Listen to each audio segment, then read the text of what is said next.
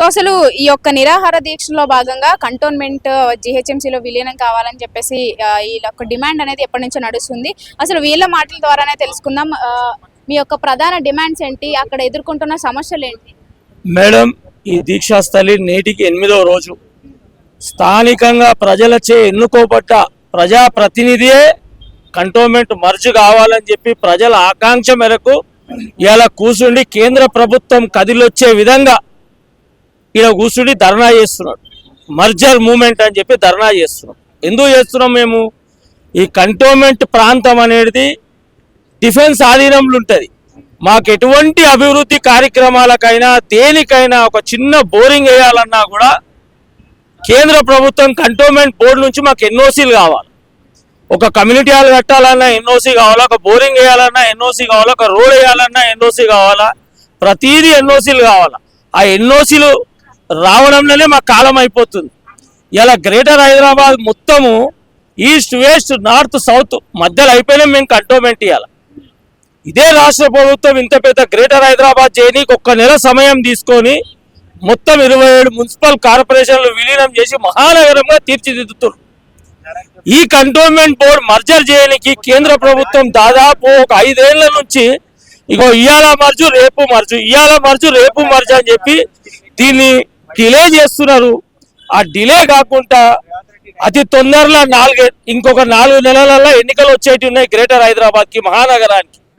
దీంతో పాటు ఈ కంటోన్మెంట్ ప్రాంతాన్ని కూడా మర్జ్ చేసి గ్రేటర్ హైదరాబాద్ అభివృద్ధిలో భాగస్వామ్యం చేయాలని చెప్పేసి ఏకంగా మా స్థానిక ఎమ్మెల్యే ఇలా దీక్ష చేస్తున్నాడు.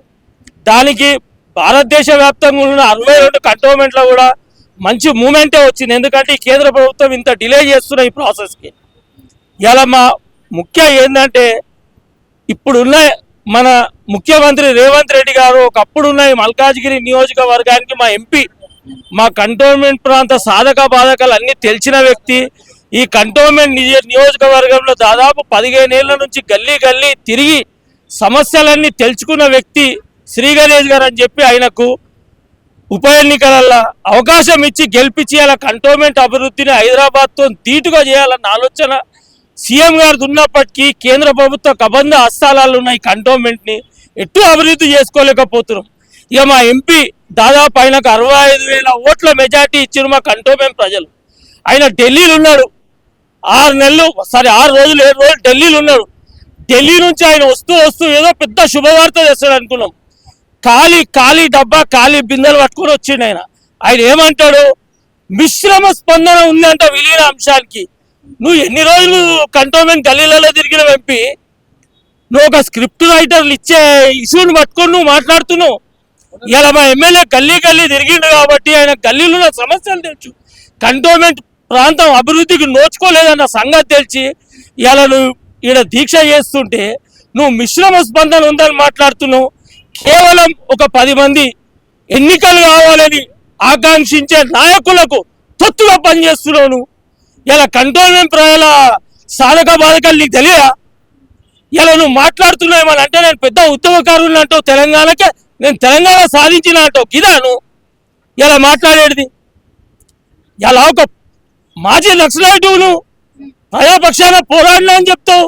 ఇలా ఎమ్మెల్యే దీక్ష చేస్తే రావాల్సిన నైతిక బాధ్యత నీకు లేదా?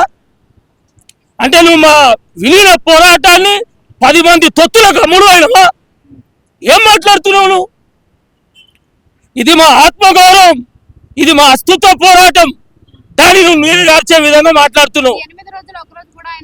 ఒక్క రోజు కాదు కదా, 6-7 రోజుల నుంచి ఆయన వస్తున్నారు ఢిల్లీ నుంచి. అంటే మేము అనుకున్నాం ఈ 1,200 కోట్ల రూపాయలలో ఒక 400 కోట్లు తెచ్చడేమో అభివృద్ధికి అని చెప్పి.